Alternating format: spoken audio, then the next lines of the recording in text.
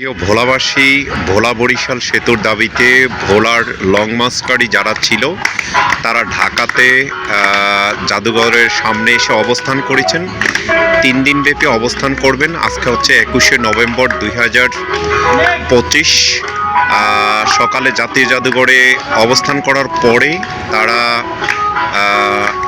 Long March শেষে হচ্ছে press ক্লাবের সামনে যখন তারা সমাবেশ করে যমুনার অভিমুখে ছিল, সেইখান থেকে তারা সবাই একত্রিত হয়ে এখন যমুনার সামনে গিয়ে সেখান থেকে তারা এসেছেন জাতীয় জাদুঘরের সামনে। জাতীয় জাদুঘরের সামনে সবাই গান গাচ্ছেন। দ্বীপ জেলা ভোলার 30 লক্ষ মানুষের জন্য শিক্ষার্থীরা দীর্ঘ 10 দিন পর্যন্ত আন্দোলন করে ঢাকাতে লং মার্চ শেষে এসেছেন। তারা ভোলার তেঁতুলিয়া নদী, কালাবদর নদী এবং হচ্ছে পদ্মা নদী, সেটি ওভার করে তারা ঢাকাতে এসেছেন। ঢাকাতে এসে তারা ইসের সামনে, যেটি হচ্ছে জাদুঘরের সামনে অবস্থান করছেন।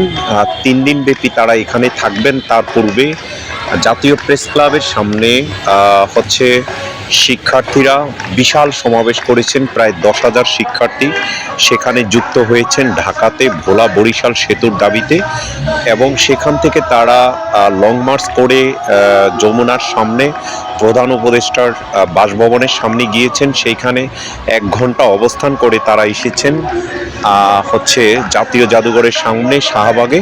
সেখানে এসে তারা অবস্থান করছেন। রাত এখন 2টা বাজে। শিক্ষার্থীরা গান গাচ্ছেন তীরহারা এই ঢেউয়ের সাগর পাড়ি দিবরে।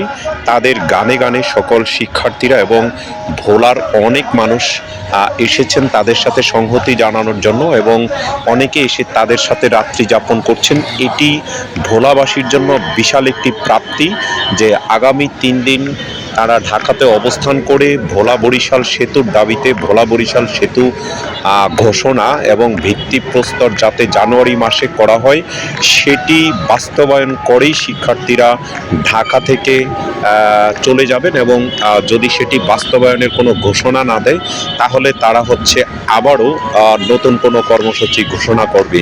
আমরা ভোলাট্যুর24.com এবং travelpost24.com থেকে আমরা হচ্ছে কাভারেজ দিয়ে আসছি, কিন্তু হচ্ছে শিক্ষার্থীদের ঢাকায় এই অবস্থান এবং হচ্ছে তাদের এই সেতুর দাবিটি, ভোলা বরিশাল সেতুর দাবিটি দীর্ঘদিন পর্যন্ত ছিল।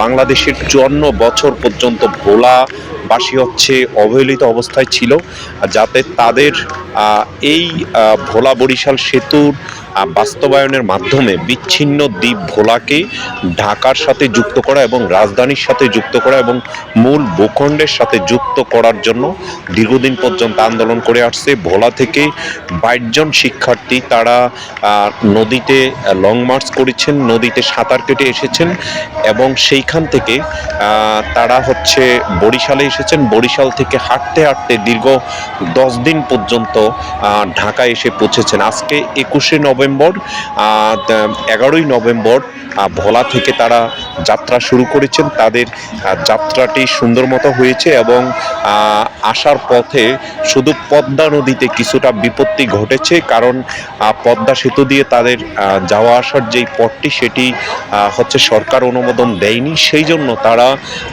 সরকারি অনুমোদন না পাওয়ার কারণে তারা হচ্ছে পদ্মা নদী পাড়ি দিয়ে হচ্ছে ঢাকাতে এসেছেন। সেই জন্য তারা তীরহারা এই ঢেউয়ের সাগর পাড়ি দিবরে সেই গানটি গাচ্ছেন এবং গেয়ে গেয়ে তারা রাত্রি যাপন করছেন।